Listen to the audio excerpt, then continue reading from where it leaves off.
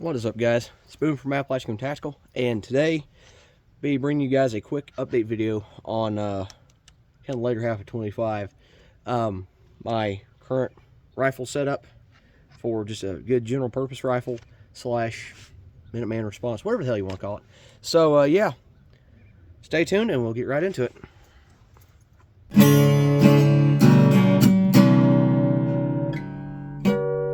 Alright guys, so before I get into the video, I'm probably going to post this up on screen here, editing, but wanted to give a huge shout out to Mike over at Tree Armory. I found out about his company through, of all places, the hellhole where tactical gear goes to die Reddit, but not all subreddits are that bad. But Mike, I reached out to him via Reddit, then he told me to find his Instagram, or went to his Instagram and reached out to him there, and I spoke to him directly on a sling.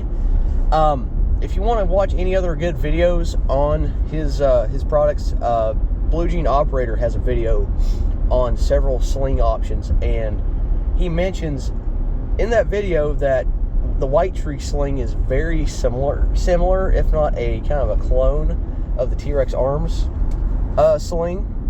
Now Mike, he makes them, to order, custom to order.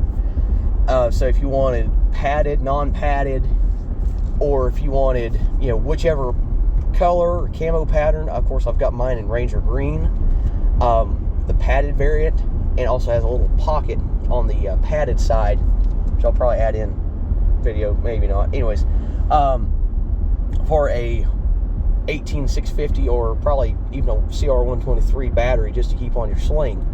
But yeah, reach out to him. He's very fair on prices. If anything, he's a hell of a lot cheaper than the major brands out there that make comparable products. And he's just a simple guy, small business owner. I've got mad respect for him. So go check him out at White Tree Armory on Instagram. I'll link his profile down in the description below. So yeah, go check him out and stay tuned. All right, guys. So as you can tell, a few things have changed on the rifle. Excuse me. I'm trying to currently get over this upper respiratory infection, so just bear with me if I sound nasally and really stopped up. Just trying to get all that crud out. But yeah, anyways, here's the rifle. Let me pull the sling out a little bit. Here we go.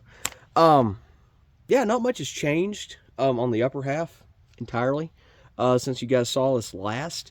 I did make a few changes to it. I'll explain why in a second, but go over why I prefer these changes and why they feel good to me. So starting off, if you guys haven't watched the last video, just a quick rundown. This is a PSA Saber 13.7 upper with the front sight block. This is the variant they have with the actual true gas block up front here.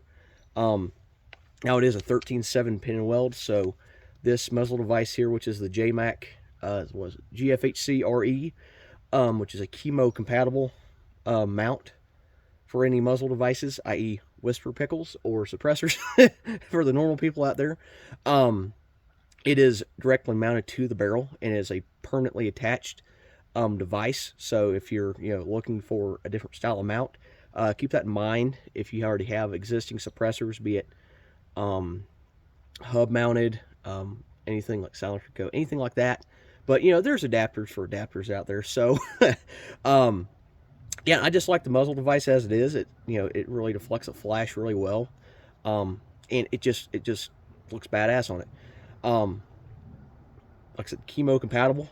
Of course, the only thing I may have to change is the light if I do run a suppressor, because interference with the light and the suppressor mount. But yeah, that's that. Still got my Streamlight ProTac HLX Pro up here on this light bar from it's ODGG, which is P&W Gorilla's surplus store. He had a run off of these that were made in Poland for the Ukrainian conflict. God, see, exactly, here I am being all nasally. But let's see if I can't get that in there. There we go. It's solid. It's, I think, like 60-61 or 70-75 aluminum. It's machined. You can mount this to either side of the rifle, which is really cool. And it's really low profile. It kind of sits in nice with the rail. You guys may think, man, that's really close to the gas block. Well, I can run a business card or sheet of paper between the rail mount here and the front sight, so it is not touching. It may look like it, but it is in fact not touching. Directly below that, I got my BCM vertical foregrip, which I've chopped, as you guys can tell.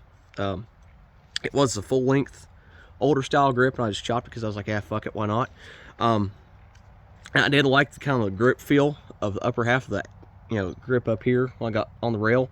I just didn't like having that whole full length down here, so I was like, gotta make it a little more lower profile. So that got some rail covers just because for good indexing. Now, I do have a rail mount up here for the sling attachment, the QD sling swivel for Magpul. Just, any of them should work for 1913 rail, but I just got the Magpul because it's solid. So yeah, pretty straightforward. This barrel is a cold hammer forged FN barrel, which I guess PSA was trying to make a duty grade rifle with that barrel and just everything else in mind. But so far it's been great. I mean, I have had 0 issues out of FN barrels, being the chrome lined and cold hammer forged. Well, some people might say it's overkill, but for me, nah, it's fine.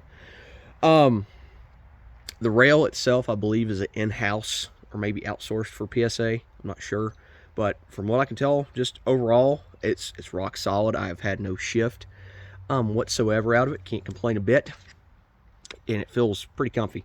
And the weight on the front end kind of helps balance the rifle out. Now, some people, at first I thought, man, this thing's kind of front heavy, but after just handling it overall and just kind of shooting with it, it's even, pretty well balanced to me. Just don't be a wimp. Moving back, got the Primary Arms 3X full-size prism, and the reason I do have that on here is because I wanted something that I could reach out a little farther with that wasn't an LPVO, and yet at the same time be a just solid fixed optic.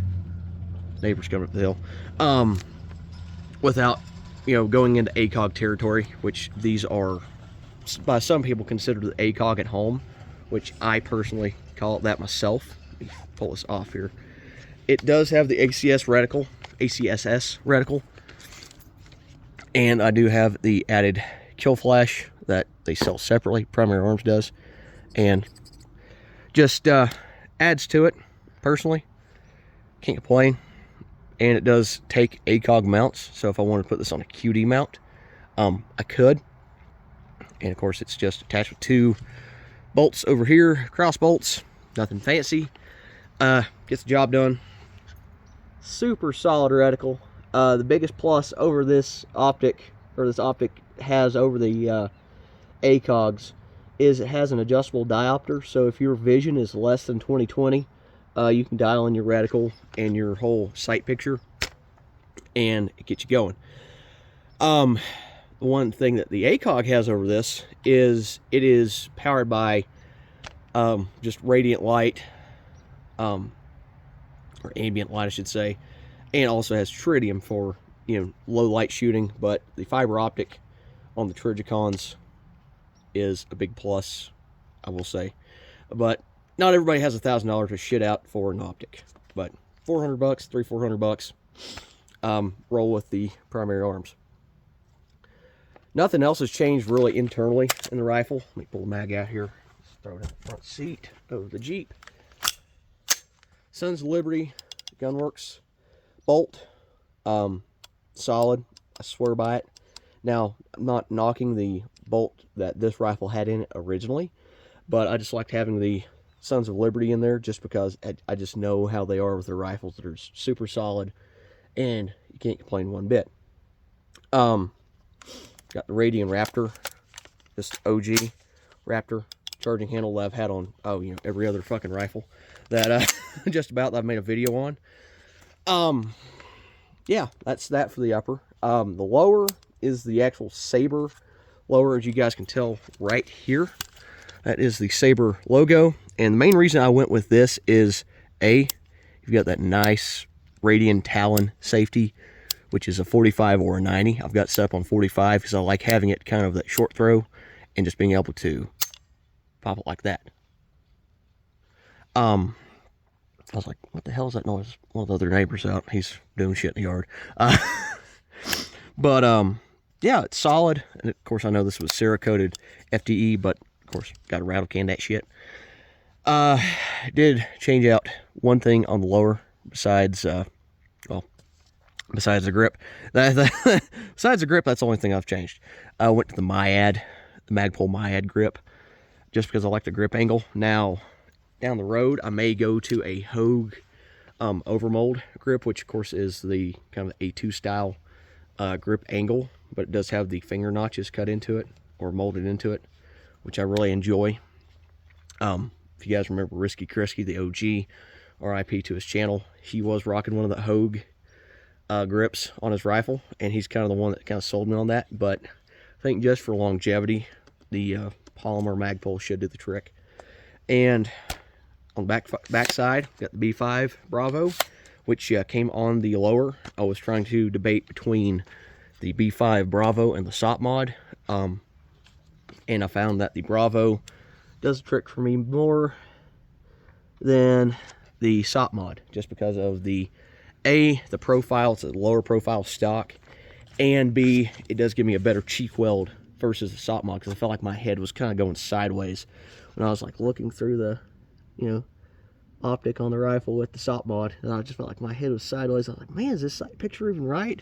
So trying to level out a scope with the SOP mod to me is kind of a pain in the butt, because I've got a big ass head. I like kind of a skinnier cheek weld, so I can get more up on the rifle, bring it into the face, call it good.